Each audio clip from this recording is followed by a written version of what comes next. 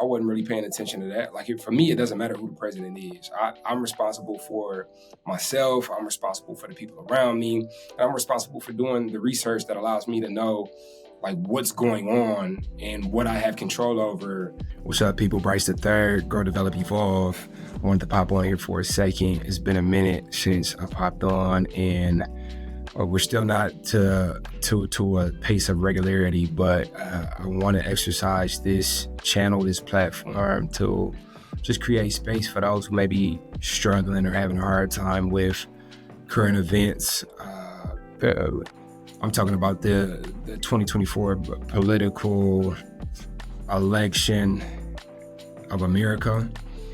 I don't even know if I'm saying that right. To be honest with you, I don't tap in a lot with politics, and I don't really speak a lot about politics. Politics and religion are two of those things that I tend to stay away from. I'm working to figure out what type of platform I can build, and part of that is like learning how to be more transparent and open about who it is that I am. And this is one of those ones. This is an opportunity I found to really speak on why I found it important not to talk about religion and politics. Just because like religion and politics are the two things that people tend to really identify with. And when it comes to identity, like if you are that and I am this, and what you are or you believe in or your political standing or your religion is anti my political standing and my religion, then it's like, all right, put your dukes up. I'm ready to fight. I'm ready to scrap. And I just think like humans and the spirit is deeper than the conversation of what it is that, I believe in or who it is that I align with. I've really come to discover that getting to know each other beyond those things allows for us to dig a little deeper. And really and truly, like that was cracked open for me in 12-step. I'm a person in recovery, and the foundation of my recovery is a 12-step program. And there, like you're likely to be sitting next to an atheist, a Christian, a Catholic, somebody without religion, somebody who's spiritual, somebody who believes in flying ducks. It don't fucking matter. But like you're all there under the common cause of like staying away from alcohol, staying away from drugs, whatever. And I've seen it at work when politics and religion are left at the door, how people can come together and connect that normally wouldn't mix. And it's like, okay, I want to keep that trend up, especially with what it is that I teach and anything that I create. In this instance, and what I want to talk about today is not necessarily aligned with any politics. Of course, people who wanted it to go one way may feel a little bit more of a way than people who wanted it to go another way, because there's only two ways that it could go, you know? And so if you are excited about the way that it went, then it might not impact you as emotionally as some of my friends who it didn't go the way that they thought that it should. And I just wanted to like have this conversation about what I do. I'm not here. I'm an expert on myself. I'm not an expert on anybody else. No, I'm definitely not a officer of the life police. I don't fucking know. All I know is that like I've done things that continue to work for me, and I just want to share some of my tools that I've been able to use, and maybe you all can use them as well. One being impermanence. Impermanence is borderline like my religion. Knowing that things change allows for me to be present in what things are, but also allows for me to like not trip when they change or switch up. That's one of those things that allows for me to show up now amidst all of the changing of guard and the switching around, and how things were to begin with. I wasn't really paying attention to that. Like for me, it doesn't matter who the president is. I'm responsible for myself. I'm responsible for the people around me, and I'm responsible for doing the research that allows me to know like what's going on and what I have control over, contributing to making happen, versus like pointing at one person, because where I'm at from the seat I'm in, it looks like this one person can make all the change, and saying that, well, if this person doesn't do this thing, then I will just fucking suffer. That doesn't work for me. It feels helpless, and I already come from, Black culture. We tend to lean on there being a man, the metaphorical man, the thing with the foot on our necks. And I've tried very hard to like get away from that. And now I'm in a season, funny enough, now I'm in a season where I am aware, and I guess I can handle seeing how there are things that are remnants of a time where, there was literally like, a foot on Black people's necks in the country of America. But that's for another conversation in another episode. But yeah, just showing up and focusing on what it is that I have control over. That's been a huge thing. My household, my family, my daughter, my son, my wife, my life. That's what I have control over. That's what I can contribute to. My creativity, creating this podcast episode and then putting it out, putting something on YouTube, like that's what I have control over. So having the focus on that has allowed for me to not be as impacted as some of the people that I've seen like super emotionally distraught, that were hanging on to like a specific result. Another thing that holds me down is getting the fuck off of social. Like it's funny, especially in this period of my life. Instagram was a big thing for me. I started creating content. This was around the time I was doing a career change. I had just gotten sober. I was learning to find my voice, how to communicate in that concise and cohesive way. And like being on Instagram every day, creating and releasing played a huge role in me being able to be who it is that I am right now, but also like have a lot of the opportunities that have been created for me and that I've been able to lean into. And I still create and release on short content platforms such as Instagram and TikTok. And I just am not on there, man. Like, I don't know if y'all feeling it, but there's just I'm super fucking sensitive. And I used to beat myself up. I used to have a podcast called You Feel That. Like, cause I used to just feel everything. Like, you feel that? Like, I used to beat myself up for that, but now I'm feeling like, oh, this is my intuition. I am intuitive in nature. I don't even know if, I'm a 90s baby. I was born in 89. So it was a bigger grip of life for me where we weren't as connected as we are right now. And it's funny that we use the word connected because if you go onto social media websites and like it could be a picture of a cat and then you'll go in the comments and it'll be the wildest shit. Like the cat is dumb as hell and it's trying to steal my job and why is everybody so this against kids and they shouldn't have their cat. Like, what the fuck, bro? And what I've kind of like, to be honest with you, like how I feel about that is we're placing the emphasis on the wrong syllable.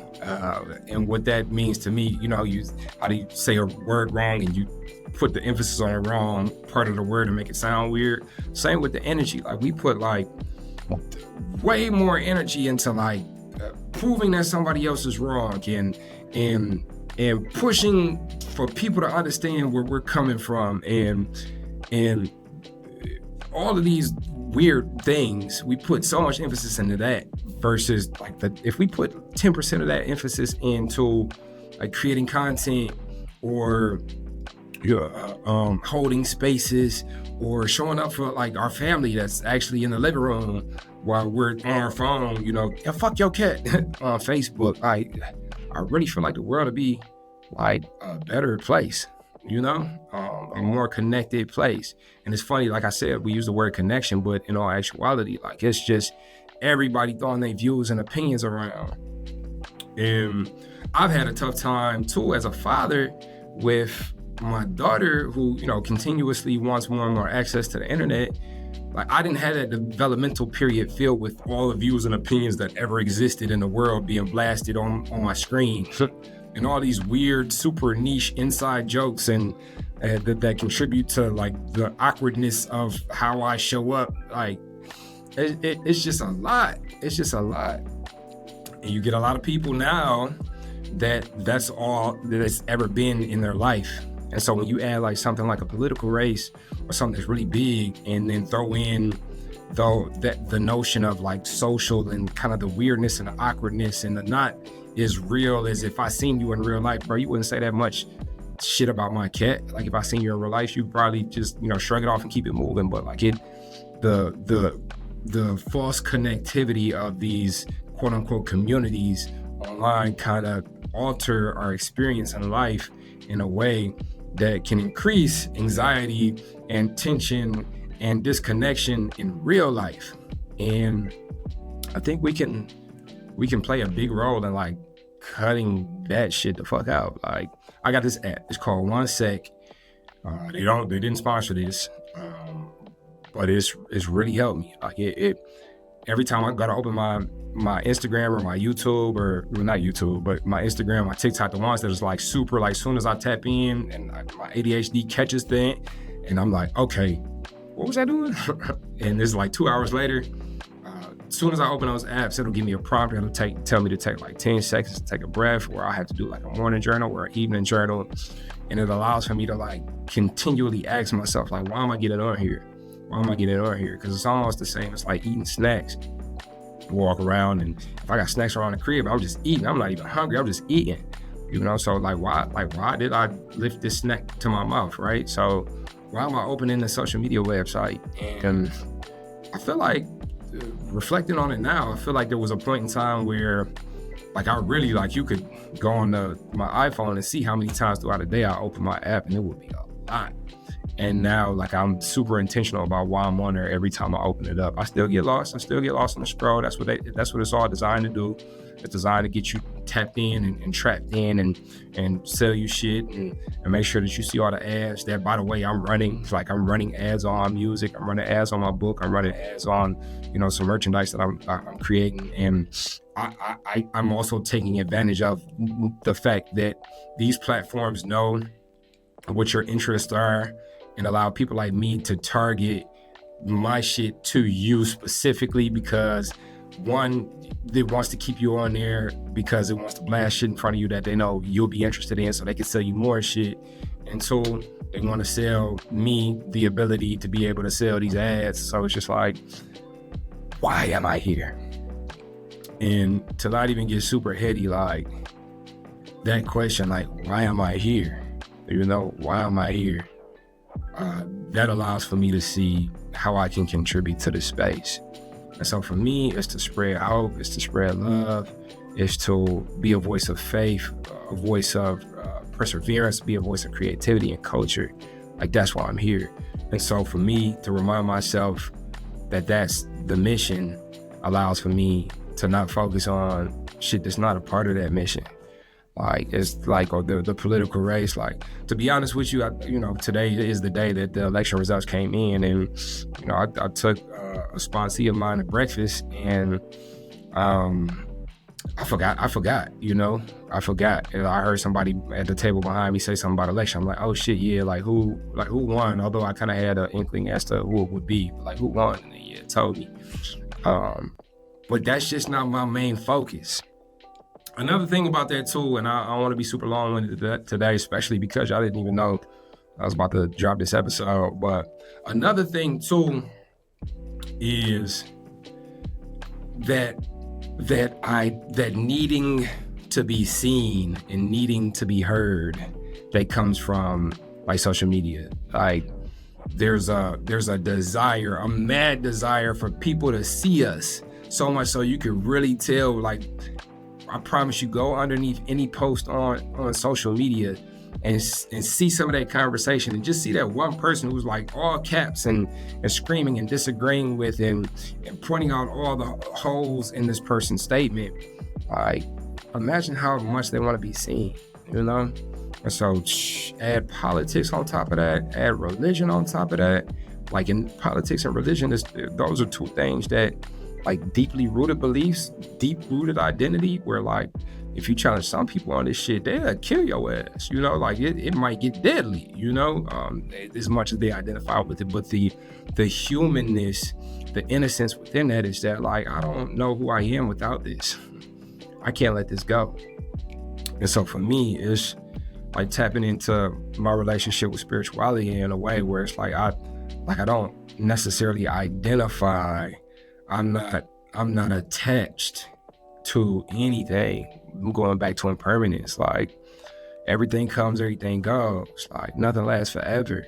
And that's the only thing that I've seen last forever. And with that mindset, it allows for me like not to be super attached to a way, and also to plan my life out in a way that prepares for those things. You know, what they call it, Murphy's Law. Anything that can go wrong will go wrong. And not in a pessimistic way, but like in a way that like prepares you and your spirit for the fact that like shit ain't always, you might walk out the door today and shit not gonna go the way that you want it to. And that's okay. And if we sit in that and sit in the grabbiness, the stickiness of wanting things to go the way that I want it to go, and see what that is, and see if there's fear in there, see if there's resistance in there, and really like learn ourselves in that way, like it allows for us to allow for situations that may not be the most desirable to us, and allow for it, because it's happening anyway. Like it's happening anyway. But like when things happen and I just can't live on the earth like this, like that's where like shit get weird internally, and the actions that people that feel those things internally take can make things get weird externally, you know? So at the very least, not being a part of or a contribution to the problem by sitting with myself and learning how to dig into practices that satiate the suffering that comes with like wanting a thing that isn't there. And I think I've hit the point where I've gotten super wordy. If you're on YouTube and you're watching this and you see this nice hoodie, this is one of the new pieces of things that I'm working on. It's really important to me that I keep things around me. I can't tell you my license plate, because then you're gonna look me up, you're gonna find where I'm at, right? So I'm not gonna tell you that, but I will tell you what my license plate says is something that reminds me over and over to like, I'll take it easy. So I see that every day. Got stuff all on my walls, stuff all in the bedroom, that, you know, prayers and motivational quotes, just stuff that reminds me when I'm in the midst of it, you know, to like continue to stay tapped in and love myself more and be easy, be compassionate. And so if you see this hoodie, it says grow. And it reminds me like, yo, like, you know, stay in the flow, like, you know, use this opportunity to grow. And I really hope for you all to grow, and not in an intense way. I do got people that I feel like I've grown a lot since I was doing like this longer form content to begin with. I think wanting to turn everything into a lesson and into a growth, that something can be super intense. And here we human as hell. So like growth in a way that is just easy on yourself. Growth in a way that's not trying to open a rose with a sledgehammer. Growth in a way that allows for something very hard to take place and for you to be able to show up and be okay. Yeah, so just want to drop a few nuggets on you all. Just want to, you know, create a space for you all to take advantage of and really lean into. I love being able to share what's worked for me, and I love being able to see other people take advantage of it, because that's how we become that ripple effect. So with all that being said, I love y'all. I'm Bryce the Third. This is Grow, Develop, Evolve, and I will catch you later.